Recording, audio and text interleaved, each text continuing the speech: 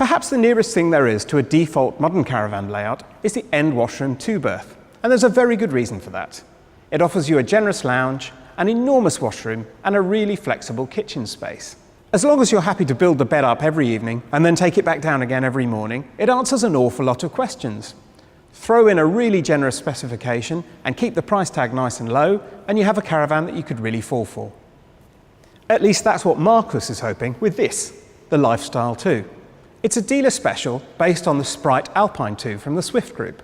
By dealer special, we mean that the dealer orders a load of vans at a knockdown price, packs them with kit, and then passes some of that saving on to the buyer. So what exactly is different about this van? For many, the main appeal will be the sporty look, courtesy of the bespoke graphics, while inside it has its own trim in a pleasing shade of beige rather than the standard model's opinion-dividing brown. Then there's the panoramic sunroof, the Alco AKS hitch stabiliser, microwave, alloy wheels, external power and barbecue points, an iPod-ready stereo, a spare wheel, a fly screen for the door, and a couple of scatter cushions. The result of all of that is a van that feels really quite plush, despite its entry-level origins.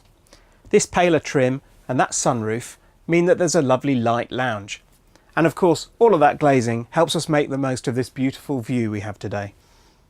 There's a pull-out table that's large enough for most occasions, but this lounge is plenty big enough for four, and if you're entertaining, there's another table hidden away in the washroom. In the evening, it's child's play to turn these sofas into a large double bed, and if you aren't too tall or don't like each other very much, you can just about use them as singles too. It's only a two-berth and a whisker under 6 metres in length, yet it does feel remarkably roomy in here. And because the 2 is the smallest in the Lifestyle range, it manages to stick to a maximum weight of 1,200 kilos, so it's still a comfortable tow for most small hatchbacks. There are lots of thoughtful details for regular caravanners too, such as the coat hooks are conveniently placed right by the door, there's an assortment tray on the front shelf, and excellent provision of 230-volt sockets.